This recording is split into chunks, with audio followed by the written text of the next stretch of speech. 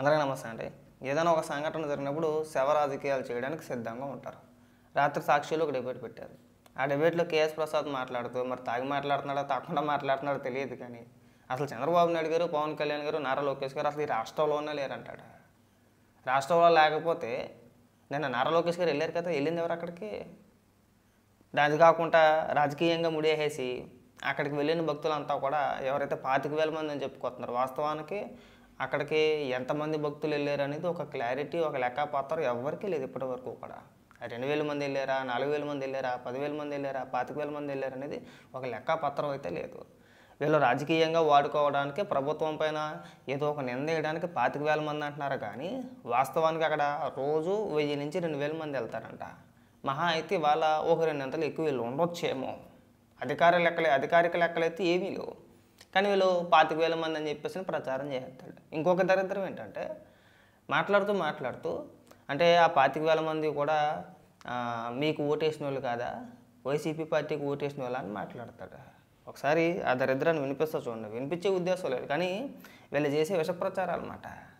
ఒక పక్క చంద్రబాబు నాయుడు గారు, పవన్ కళ్యాణ్ గారు, నారా లోకేష్ గారు రాష్ట్రంలో లేరంటూనే మరో పక్క దీన్ని ఏదో రకంగా రాజకీయ రంగు పులివేసి ప్రభుత్వం మీద విషయం కక్కేలే. పైగా ఇంకొక చిన్న లాజిక్ చెప్పుకొచ్చాడు. మనోడు ఏమంటాడంటే వీళ్ళు ఎప్పుడైతే అంటే ప్రభుత్వం ఎప్పుడైతే ఈ కల్తీ వ్యవహారాన్ని ముందుకు తీసుకొచ్చుద్దో, దానిపైన డిబేట్లు పెడతారో, దాని గురించి మాట్లాడతారో, కరెక్ట్గా అదే సందర్భంలో మీరు ఎప్పుడైనా చూడండి కానీ ఈ స్వామివారి ఆలయాల్లోనే ఇలాంటి తొక్కిసలాటలు జరుగుతూ ఉంటాయి. గతంలో తిరుపతి అయినా అవ్వచ్చు, లేదంటే సింహాచలం అయినా అవ్వచ్చు, ఇప్పుడైనా అవ్వచ్చు.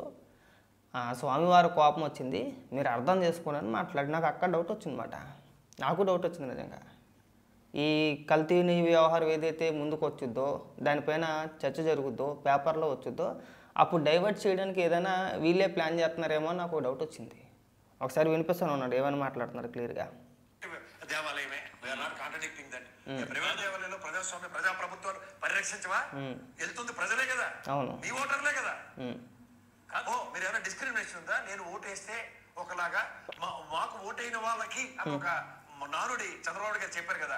వీళ్ళు ఎవరు ఐడెంటిఫై చేశారా? కాశీబుక్కులో ఉన్న స్వామివారి సన్నిధికి వెళ్ళిన 25,000 మంది తెలుగుదేశం ఓటైన వాళ్ళు అన్న ప్రాతిపదిక మీద వాళ్ళు ఏమైనా ఇగ్నోర్ చేస్తూ ఏమైనా కొత్త చట్టాన్ని ఏమైనా రూపొందించారా? నీకు ఏమైనా చెప్పారా 25,000 మంది వెళ్ళారని? నీకు ఎవడన్నా చెప్పాడా ఎంతమంది వెళ్ళారని చెప్పేసి అని? కొన్ని వాళ్ళు ఏమన్నా చెప్పారా మేము తెలుగుదేశం పార్టీకి కానీ కూటమి ప్రభుత్వానికి కానీ ఓటు వేయలేదని చెప్పేసి అని? ఇక్కడ పార్టీలు ఎందుకు వచ్చినాయి? సవట మాట్లాడాలనుకుంటే మాట్లాడచ్చు, ఎన్ని రకాలుగానే మాట్లాడచ్చు, నువ్వు నేను కాదని అట్లా. ఒకవేళ రాజకీయ విమర్శలు చేయాలనుకుంటే బ్రహ్మాండంగా చేయొచ్చు. కానీ ఏం దిక్కుమల్లా చిక్కరాది అనకూడదు, మళ్ళీ అంటే ఎడుతాం అంతే. విశ్లేషణ చేసేటప్పుడు పార్టీలను తీసుకొచ్చి మళ్ళీ ఇక్కడ ఓట్లు వేసారు, ఓట్లు వేయలేదు, 25,000 మంది వెళ్ళారు, నువ్వు చూసింది కాదు, నేను చూసింది కాదు. ఒక జరగరాని సంఘటన ఒకటి జరిగింది, బాధాకరమైన సంఘటన. దానికి ఎవడు ఏమీ చేసేది ఏమి ఉండదు. ప్రైవేట్ ఆలయాలకి భద్రత కల్పించారంటే ఆ నిర్వాహకులు ఎవరైతే ఉన్నారో వాళ్ళు సమాచారం ఇవ్వాల్సిందే, ముందస్తు సమాచారం ఇవ్వాలి ఖచ్చితంగా. ఇవ్వకుండా ఉంటారు కదా, ఇవ్వాలి. అధిక సంఖ్యలో జనాభా వచ్చినప్పుడు ఖచ్చితంగా ఇవ్వాలి. ఇవ్వలేదు, వాళ్ళు కూడా ఎక్స్పెక్ట్ చేయలేదు, వాళ్ళు కూడా ఊహించలేదు. ఆయన అదే కదా చెప్తారు ముసలాయన, పెద్ద ఆయన. అసలు ఇంతమంది రారు, మేము ఊహించలేదు, ఊహించి ఉంటే పోలీసులకు సమాచారం ఇద్దునేమో, ఎక్స్పెక్ట్ చేయలేదు. జరగరాని సంఘటన ఒకటి జరిగింది. అక్కడ ప్రత్యక్ష సాక్షులు ఎవరైతే ఉన్నారో వాళ్ళు కూడా చెప్తూ చాలా మాటలు మాట్లాడారు. వాళ్ళు కూడా ఏమని, ప్రభుత్వానికి ఏం సంబంధం లేదు, ఒకే దారి అన్నమాట.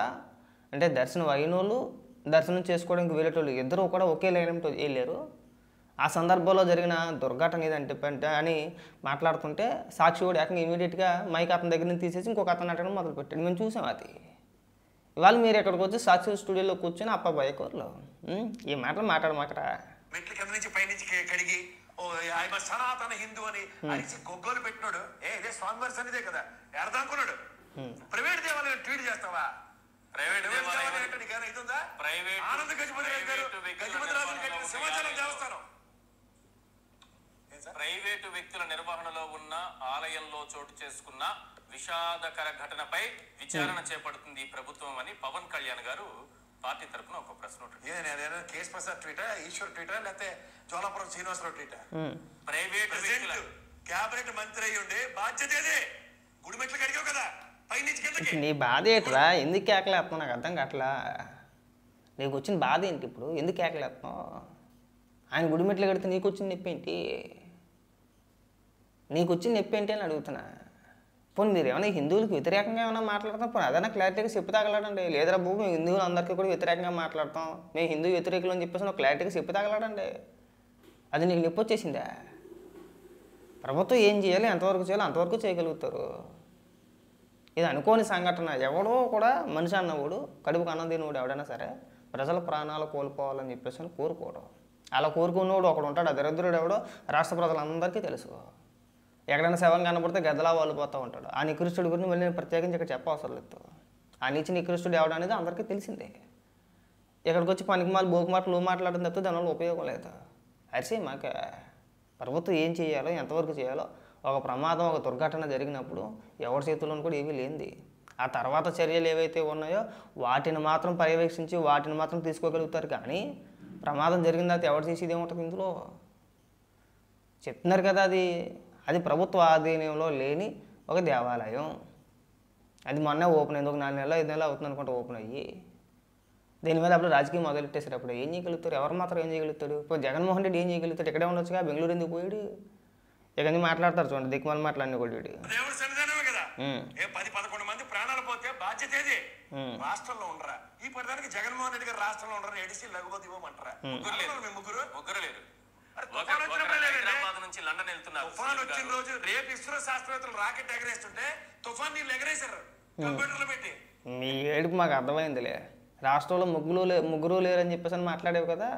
చంద్రబాబు నాయుడు గారు సత్యసాయి జిల్లాలో పేదల ప్రజావేదిక అని చెప్పేసి ఒక కార్యక్రమంలో పాల్గొన్నారు. రాష్ట్రంలోనే ఉన్నారు. సత్యసాయి జిల్లా ఏమి పక్క దేశాల్లో లేదు, మన రాష్ట్రంలోనే ఉంది. కళ్ళు ఎట్టుకొని చూసి తాకలాడాలి. కనీసం మనకు ఆ మాత్రం అవగాహన ఉండి సవదు. గుడ్డి దిశలో పన్నట్టు వాడు స్క్రిప్ట్ ఇస్తాను, చదివేస్తావు. ఇక్కడ నారా లోకేష్ గారు, వంగలపూడి అనిత గారు, కేంద్ర మంత్రి రామ్మోహన్ నాయుడు గారు నేను వెళ్ళారు ఆల్రెడీ అక్కడికి.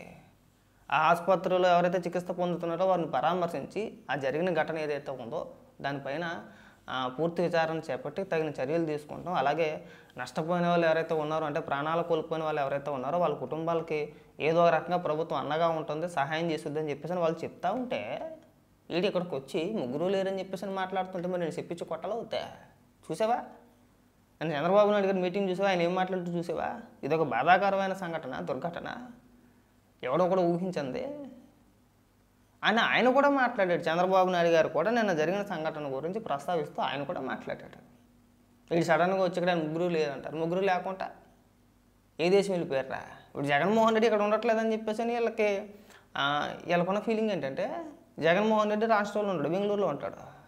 ఆయన బెంగళూరులో ఉంటాడు కాబట్టి ఇంకెళ్ళ ముగ్గురు కూడా ఇక్కడ ఉండరేమో అని చెప్పేసి వీళ్ళ ఆలోచన విధానాలు అన్నమాట. ఇవి తగ్గించుకుంటే బాగుంటుంది. ఇవాళ లండన్ వెళ్ళిపోతున్నారు ఆయన పెద్ద. ఈయన ఎక్కడి నుంచి వెళ్ళాడు? హైదరాబాద్ నుంచి special flight.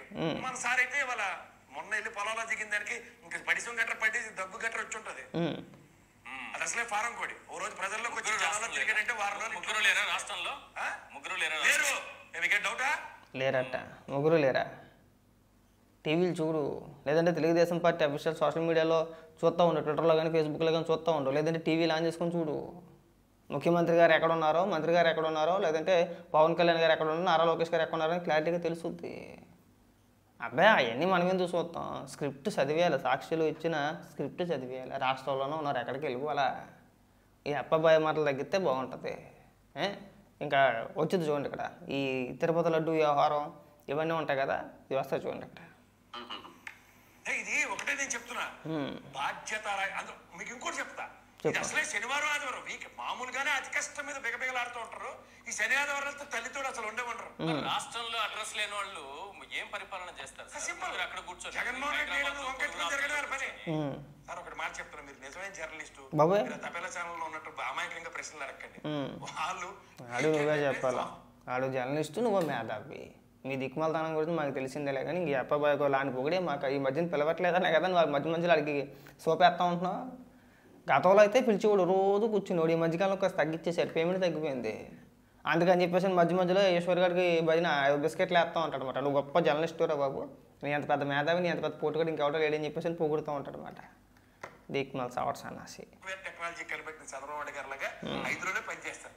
Just like Australian culture and European culture. మొన్నే కదా సార్ వచ్చారు రాష్ట్రానికి. వస్తే తుఫాను శనివారం ఆదివారం మీరు వస్తారా? గంటల ముందే కదా వచ్చారు. ఏం ప్లాన్ చేసుకొచ్చిందే వీకెండ్ హైదరాబాద్ లో ఉండడానికి, మధ్యలో మీరు తుఫాన్ ఎట్టారు, మేమేం చేయాలి? అది కూడా మేము కంప్యూటర్ లో చూసాం. ఇలా ఫుఫ్ వద్దుంటే అది ఎలా అలా జరిగి వెళ్ళిపోయింది. లాస్ట్ కి వచ్చాం, మా పని అయిపోయింది. ఆ తర్వాత 40 లక్షల మంది ప్రత్యక్షంగా తుఫాను బాధితులు ఉన్నారు.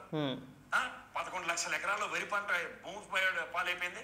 వీటి మీద మాకేం బాధ్యత అంటే అంచనాలు పంపించేసాం. ఇంక ఢిల్లీ వాళ్ళ చేతిలో. మరి తిరుపతిలో ఘటన జరిగినప్పుడు, సింహాచలంలో ఘటన జరిగినప్పుడు చంద్రబాబు నాయుడు గారు ఏం చెప్పారు? భవిష్యత్తులో ఏ ఆలయంలోనూ ఇలాంటి దుర్ఘటన జరగదు. మీరు దేవదేవుడి సన్నిధిలో నెయ్యి తపేలా బ్యాచ్ ఎత్తుకుందంటే ఇక్కడ ప్రజల ప్రాణాల మీదకి వస్తుంది, గమనించుకోండి.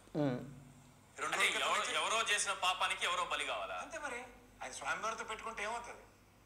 స్వామివారితో పెట్టుకుంటే అపదృష్ట పాలేది అవుతుందంటే ప్రభుత్వమే.